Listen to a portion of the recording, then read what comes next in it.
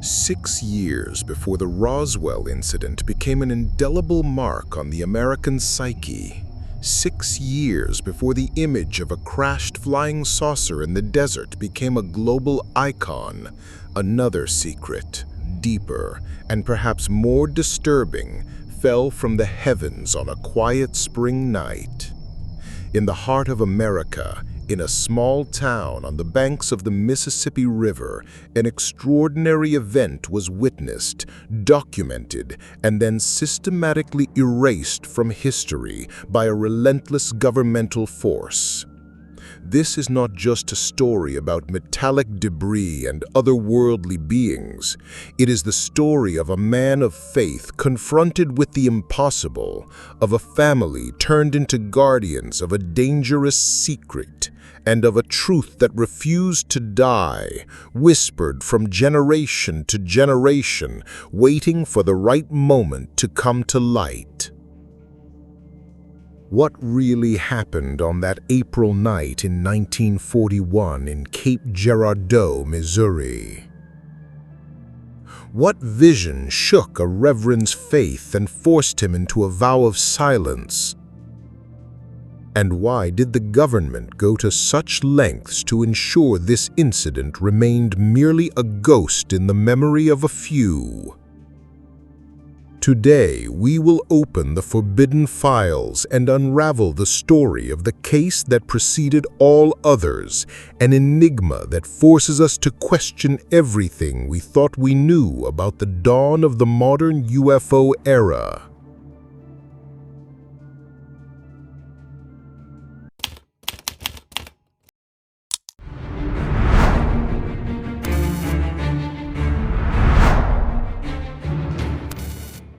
Cape Girardeau, 1941.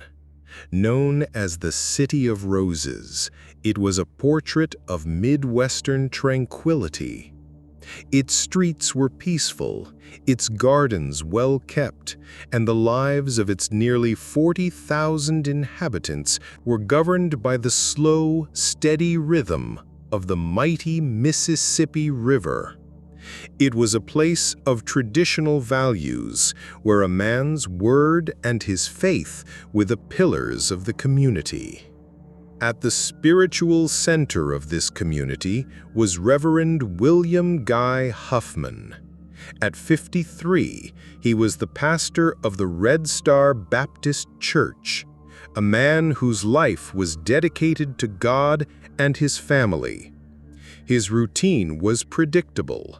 A cycle of sermons, prayers, and quiet dinners with his wife, Floy, and their 2 children. The spring night in question seemed no different. The Huffman family had just finished their meal when around 9 p.m., a firm and urgent knock on the doorstep shattered the peace of the home. On the doorstep stood the town sheriff. It was not a social call. There was a tension in his eyes, an urgency in his voice. He spoke of an aircraft that had crashed in a remote field on the outskirts of the Chaffee area, nearly 18 miles away. There were victims, and the presence of a man of God was needed to offer the last rites. For Reverend Huffman, it was a call to duty, an act of compassion in the midst of a tragedy. Little did he know that the tragedy he was about to witness was not of this world. The car ride plunged into the growing darkness of the Missouri hills. The silence inside the vehicle was heavy, filled only by the sound of the engine and the Reverend's growing apprehension. As they approached, flashing lights on the horizon cut through the night. They were emergency lights, many lights. There was a frantic activity at the scene, something that indicated this was no simple accident with a crop duster. It was something much bigger. As he stepped out of the car, Reverend Huffman was engulfed by a scene of organized chaos. The air was thick with the smell of smoke and something else, a metallic, almost electric odor. Firefighters battled pockets of fire spreading through the dry vegetation. Police officers, paramedics, and even FBI agents were securing the area, their flashlights cutting through the darkness. But it was when he walked to the epicenter of the disaster that the Reverend's reality shattered. There was no familiar wreckage of an airplane. No wings, no fuselage, no propeller. In its place, embedded in the earth, was an object that defied logic.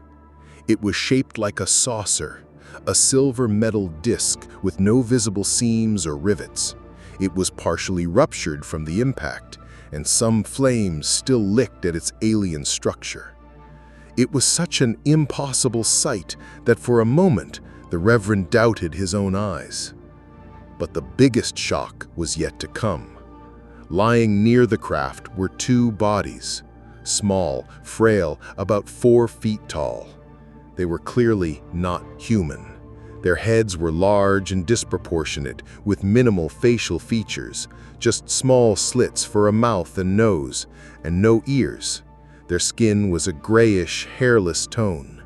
Their arms and fingers were abnormally long. They wore tight-fitting one-piece suits that shone under the lights like crumpled aluminum foil. A little further on, a third being was fighting for its life. It seemed to have crawled away from the fire, its breath a faint whisper in the night. In that moment, the sheriff's call made a terrible, profound sense. William Huffman, a Baptist pastor from rural Missouri, was there to give the last rites, to offer a final prayer, not for men, but for travelers from an unknown place. In a trembling voice, he prayed for those lost souls, an act of faith that crossed the boundary between worlds. As the prayer ended, a macabre scene unfolded. 2 police officers lifted one of the lifeless beings by the arms and posed for a photograph. A surreal record capturing humanity's first contact with the bizarre. With the flames finally under control, curiosity overcame fear. Reverend Huffman approached the damaged craft. Through a tear in the structure, he managed to peer inside. It was a glimpse into another universe.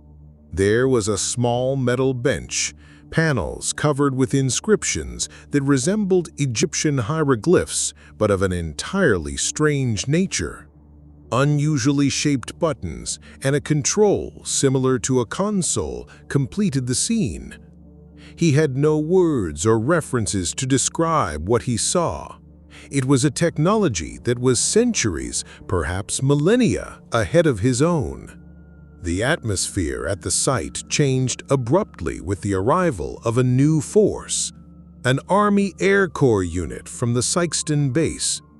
The operation, which had previously felt like a rescue and containment effort, became cold, methodical, and authoritarian. The command was clear. None of this had ever happened. A local resident who had brought a camera had his equipment and all his film confiscated. Every piece of debris was collected. And then came the threats. One by one, every civilian present was taken aside and coerced into an oath of secrecy. They were told it was a matter of national security. The warning was implicit but unmistakable. Talking about what they saw would have severe consequences. That night, the truth wasn't just hidden, it was buried under the weight of fear. The Reverend returned home a changed man. The shock of what he witnessed was not just logical, it was spiritual.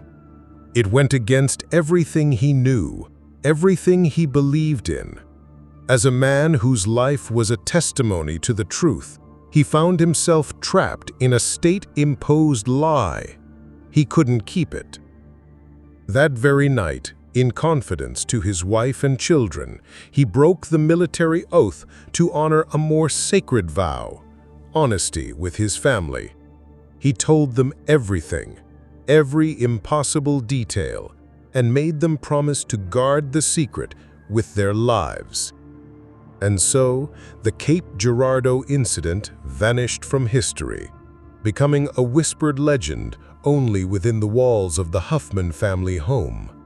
Years turned into decades. Reverend William Huffman took the secret to his grave in 1959.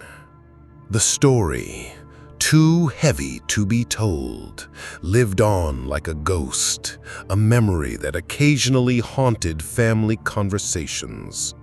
The Reverend's children, now adults, spoke of it among themselves, but the fear of their father's oath still loomed over them.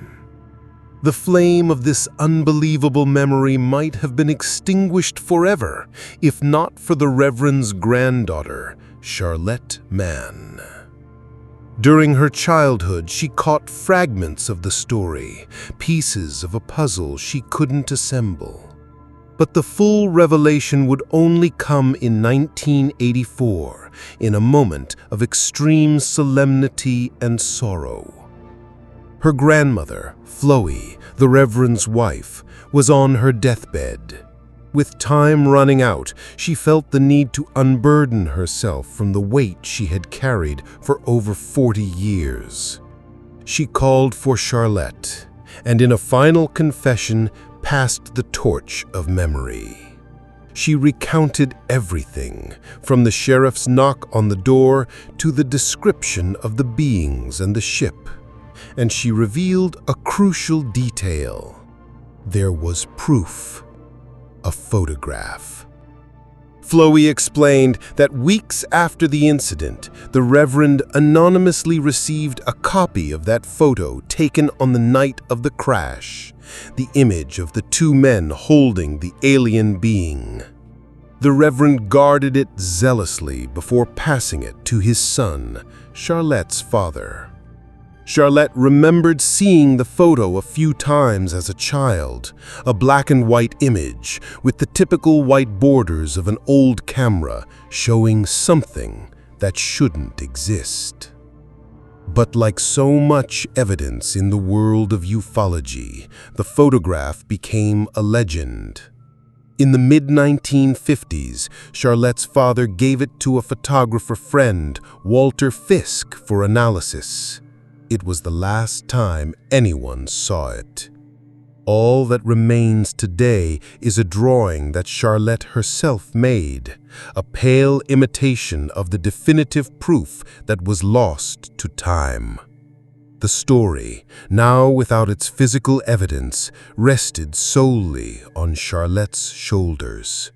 She was the last guardian of the memory. For nearly 50 years, the story remained dormant. It was only in the late 1980s that one of the biggest names in ufology, Leonard Stringfield, a former Air Force consultant, heard the first rumors of a crash predating Roswell. His investigation led him to the only living witness who carried the complete story, Charlotte Mann. Through a detailed letter from Charlotte, Stringfield published the case for the first time in his 1991 book, UFO Crash Retrievals, shocking the UFO community. He didn't stop there. He obtained sworn affidavits from Charlotte's sister, who confirmed hearing the same story, and from the original sheriff's brother, who corroborated that his brother had, in fact, taken the Reverend to a secret plane crash that night. Stringfield even found a fire department log that mentioned an air crash in the area, but whose details were suspiciously vague, stating only that the military took control and swore everyone to secrecy. Stringfield's investigation opened the door for others. Reporter Guyler Sheridan claimed to have found confirmation of the story in the Washington archives. Researcher Ryan Woods dedicated 2 years to the case, claiming to have accessed leaked military documents that validated the incident and describing Charlotte as a witness of integrity who never sought profit or fame from her account. Perhaps the darkest piece of the puzzle came from Linda Wallace, a local resident. She revealed that her father had access to confidential documents about the 1941 event, and that, upon investigating on her own years later, she discovered that all the library's newspapers on microfilm corresponding to the period of the crash had been deliberately erased. The local police and fire department records had also vanished. It was proof not of the crash itself, but of the cover-up, a meticulous and complete cleansing designed to turn a historical fact into mere fiction. The Cape Girardeau case leaves us with a haunting reflection. It is a story that has survived not through physical evidence, which was hunted down and destroyed, but through the courage of a family that dared to remember. The truth was kept alive not in a government vault, but in the memory of a grandmother passed to her granddaughter. The question that remains, echoing through 8 decades of forced silence, is profound. Was a man's faith tested as he presided over the funeral of beings from another star system? Is the definitive proof of that night the lost photograph stored in some secret file, classified as a threat to our conception of reality? Or is the most powerful truth the one that cannot be erased, human memory? Can a family's memory be stronger than a state secret? I want to know your opinion. Is there a piece of this puzzle that for you is the key to it all? Leave your analysis in the comments. If stories like this, rescued from oblivion, deserve to be told, your like acts as a beacon. It signals to YouTube that the search for answers cannot stop. It is the fuel that drives us to dig into the next case.